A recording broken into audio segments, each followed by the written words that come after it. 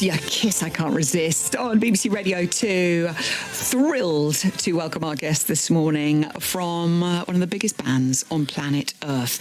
And We Will Rock You, featuring their music, returns to the London Coliseum this summer, 21 years after it first appeared in the West End. From Queen, good morning, Roger Taylor. Good morning, Zoe. Oh, nice lovely to see you. Last time I saw you, it was backstage at the Platinum Jubilee.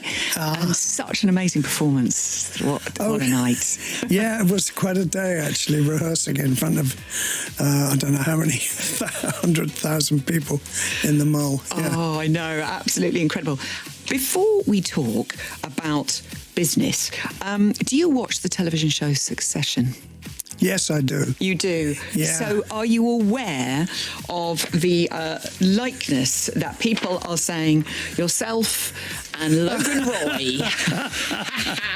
Basically, there's an amazing picture of Brian Cox where he has his glasses on and he has a similar moustache and beard. I've got my glasses here. And there you put your... I mean, it's uncanny. Yeah, well, you couldn't be further in character from Logan Roy. Or Rupert Murdoch. Here we go. That's quite incredible. It's uncanny. Yeah. Are you up to date with Succession at the moment? Not entirely. I got a bit fed up with the kids. Right. Okay. Yeah. That's a bit annoying, aren't they? Squabble. I know, squabble. But I have to say, if you can, it's the last season at the moment, and it's worth catching up. I will. It's so good. I will keep up to date with it. I'll say no more than that.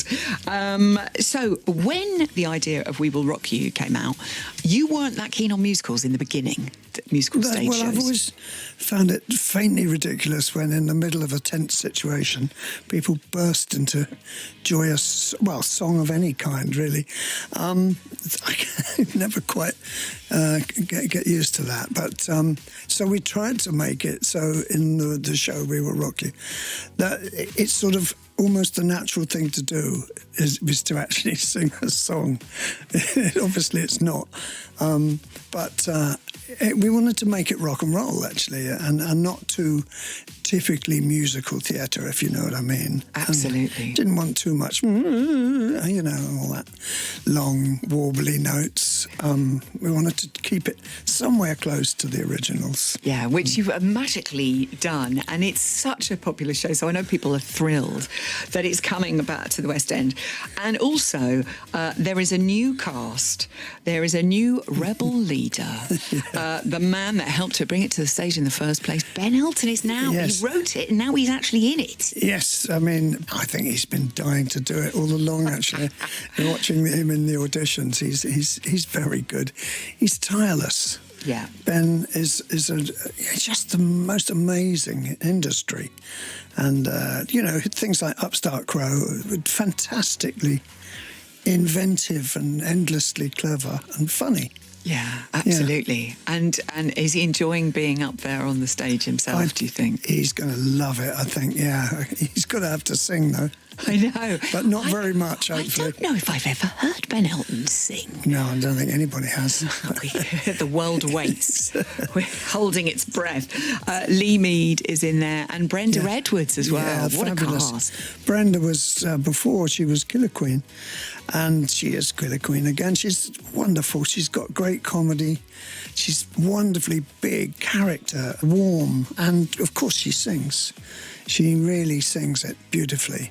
And so we were so pleased to get Brenda back. How many times do you think you've seen it? Have you lost count? Well, at the beginning, it was like a sort of baby we were bringing up, and I'd be into the Dominion most nights, actually, for the first quite painful period. It got quite a mauling from the critics, who gradually came to sort of almost like it, and ended up with Time Out called it the show that ate London, I think, after being quite snipey about it. But, hey, But it just goes to show as well, don't necessarily read the critics. I have that. Sometimes there's a couple of movie critics who I really like, and I often like the things they like.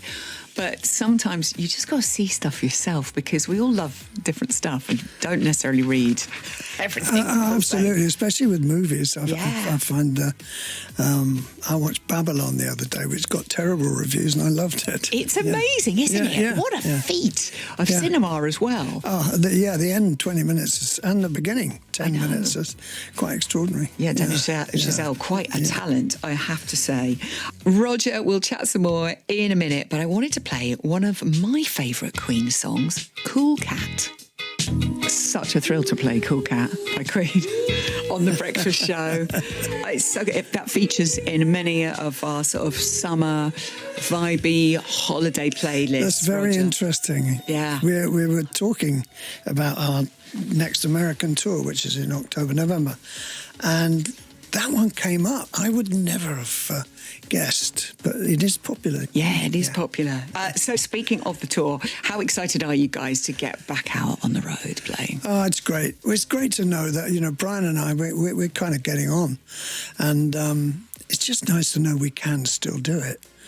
So we announced the tour in America and it sold in a day. Wow. So it's just a wonderful affirmation of what you do. It just cheers you up, to feel vaguely relevant somehow still, Don't be hard on yourself, honestly. I think people will come. As long as you play, people will always come.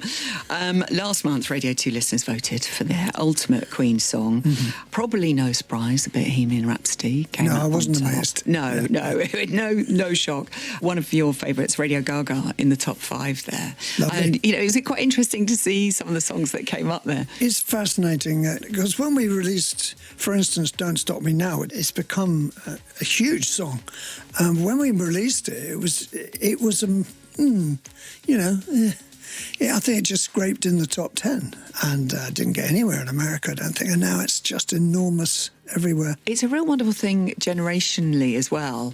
My daughter Nellie, when she found out that, you were coming on the show and that Brian had been in, she's 13, she absolutely loves Harry Styles, all the pop. But she sobbed when I took her home one of Brian's books that he had signed for her. She loves you guys. And that's the amazing thing. So I guess when you play, you have all the generations out there in the crowd. Yeah. And the kids know the words to everything. It's incredible. I mean, I don't know, what is it, the internet? Is it whatever it is? I think the movie obviously helped. But it is fantastic for us to know that there's all those generations. And who would have thought all those years ago we'd still be having sort of 12-year-olds at the shows? It's just incredible. In fact, we didn't get 12-year-olds at the beginning. So gosh. we're going backwards. We are going backwards. It's brilliant. I love that. And speaking of kids, we know you're a huge fan of the Foo Fighters. I am. Have you heard the new music? No, I haven't. Ooh. I haven't. I was in almost daily contact with Dear Taylor. Oh, I know he was really close. Yeah, that was heartbreaking. In fact, he's godfather to my son, Rufus. I love the Foo Fighters. They're like my brothers, yeah. I know, they are. And you sometimes have those moments that sort of, it's quite hard to believe that Taylor's gone. It's very hard. I know. Yeah. How is Rufus doing? Well, Rufus is phenomenal. He's turned into this scary, great drummer with the darkness. I watched him the other day at Wembley Arena. Phenomenal. Absolutely phenomenal band. Great band live. I love the darkness. And my son, he's just annoyingly powerful and he's become very, very good. Yeah, I can't say any more. Yeah, well, it must be quite a hard thing because I've seen it with my own son when he said to his dad about wanting to DJ. Yeah. And, I guess there's that thing with the kids because you know how hard it is to do what you do and you know that not everyone makes it and da-da-da-da. Yeah. So I guess you've got to stand back and watch them learn. I think so. I mean, you know what the odds are. The odds are well against. But he's done it through ability and focus. You've got to have that, haven't you? And you've got to keep plugging away as well, Do you ever drum together at home? No, not really. No. Can't keep up with them. Can't keep up with the young'uns anymore. There were rumours that he might tour with the Foo Fighters. Do you know anything? Well, he does play brilliantly with them. He knows all their stuff, knows them all very well. He did play Best of You. Oh, yes, Best of You. With the Foos, and it was phenomenal at Wembley and in the Forum in LA. What exactly is happening now, I don't know. No. I know, and we don't know a lot about the Foos' new record. Everything's very much undercover, but exciting though. But they are working. Yeah. That's really good. It's really good because it's what Taylor would have wanted. Yeah, we're never going to well? forget him. No, we're never going to forget him. I can't take him out of my phone. Oh, bless you. No, you can't. When you've lost people, they're always there, and That's they're right. here in the music and in the heart. So loved. When I met him, I couldn't speak to him, Roger. I lost the power of speech. I was so overwhelmed. Yeah. So tickets are on sale for the 12-week run of We Will Rock You. Get in there quick. I'm bringing mine now. It's at the London Coliseum from the 2nd of June. You're touring in the States. Any chance we might get to see you nearer to our shores? We've had sort of offers, but actually we've got to gear up. We need to rehearse. We want to be ready. Yeah. So we have been offered things over the summer.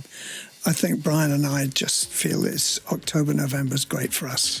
Yeah, good. And we're looking forward to that. And, not ruling out anything in the future. I love that. Never rule anything out. Never say never. No. Roger Taylor, so lovely to see you. Thanks for coming to talk to us. It's been a pleasure. Take care.